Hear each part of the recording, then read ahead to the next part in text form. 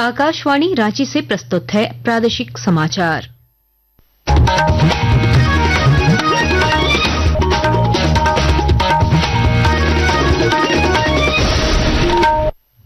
नमस्कार, प्रादेशिक समाचारों के साथ मैं कामिनी।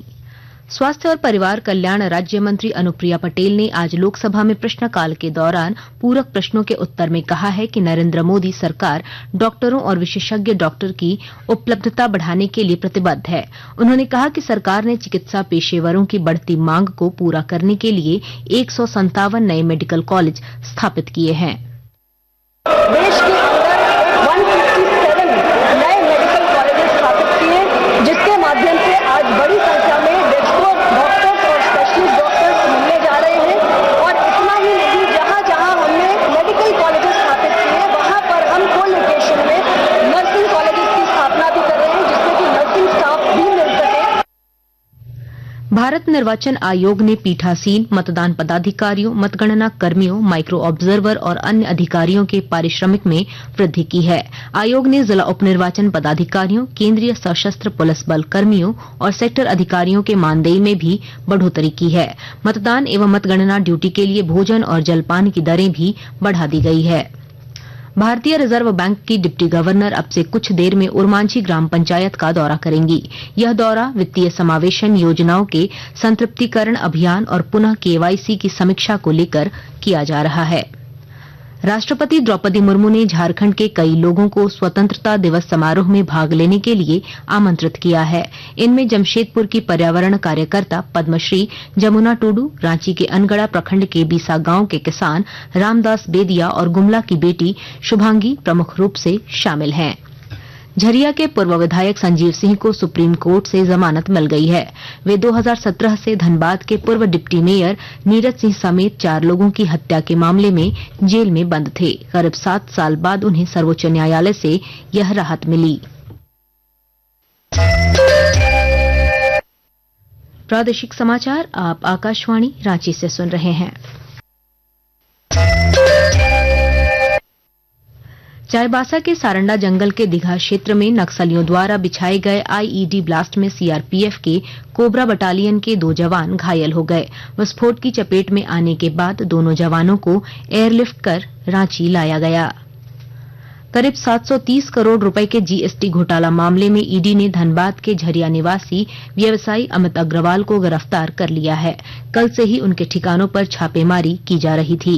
छापेमारी के दौरान ईडी की टीम ने कई अहम दस्तावेज और लैपटॉप भी जब्त किया है। दुमका का सुप्रसिद्ध बाबा बासुकीनाथ धाम श्रावणी मेला कल विधिवत संपन्न हो जाएगा और जानकारी दे रहे हैं हमारे संवाददाता। दुमका का सुप्रसिद्ध बाबा बासुकीनाथ धाम श्रावणी मेला कल संपन्न हो जाएगा। कल सावन की पूर्णिमा है। कल शाम मेले के विधिवत समापन की घोषणा कर दी जाएगी। इसके बाद भादो माह की कांवड़ यात्रा शुरू होगी। इस दौरान भी कांवड़ियों की सुरक्षा और सुविधा की प्रशासनिक व्यवस्था रहेगी, किंतु श्रावणी मेले की व्यवस्था कल समाप्त हो जाएगी। पूरे 1 माह तक चलने वाले इस श्रावणी मेले में अब तक लगभग 43 लाख लोग बाबा का जलाभिषेक कर चुके हैं। कल भी भारी भीड़ जुटने की उम्मीद है। इसे देखते हुए व्यापक प्रशासनिक व्यवस्था की गई है। आर के नीरद, आकाशवाणी समाचार, दुमका। मौसम विभाग ने आज राज्य के 6 जिलों में भारी बारिश की चेतावनी दी है। इनमें देवघर, दुमका, जामताड़ा, पाकुड़, गोड्डा और साहिबगंज जिलों के लिए येलो अलर्ट जारी किया गया है। साहिबगंज जिले में गंगा नदी का जलस्तर लगातार बढ़ रहा है और निचले इलाकों में पानी घुस आया है। उधवा प्रखंड के श्रीधर साहिब टोला में बाढ़ नियंत्रण के लिए बनाए गए पत्थरवाल गंगा नदी के सामने लगे हैं। इससे इलाके में रहने वाले लोगों पर विस्थापन का खतरा बढ़ रहा है। हजारीबाग के खिलाड़ियों ने कोलकाता के नेताजी इंडोर स्टेडियम में आयोजित सेसेनकाई कराटे संघ अंतर्राष्ट्रीय चैंपियनशिप में शानदार प्रदर्शन किया। 80 प्रतिभागियों में से 74 ने पदक जीते, जिनमें 15 स्वर्ण, 19 रजत और 40 कांस्य पदक शामिल हैं।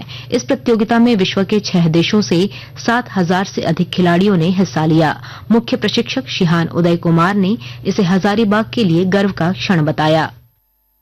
सभी ने अच्छा प्रदर्शन किया और सभी ने मेडल प्राप्त किया, जिसमें 15 गोल्ड और 19 सिल्वर और 45 ब्रॉन्ज मेडल है। जो गोल्ड लाए हैं उनका सिलेक्शन अब इंटरनेशनल के लिए होगा, जो कि बहुत जगह टूर्नामेंट होता है, जैसे ऑस्ट्रेलिया, सिंगापुर, मलेशिया, अब उसमें खेले जाएंगे। और आपको बता दें कि इसके पहले भी हमारे मलेशिया से गोल्ड और सिंगापुर से भी सिल्वर और ऑस्ट्रेलिया से 4th पोजीशन में बच्चे लोग लेके आए यहाँ से।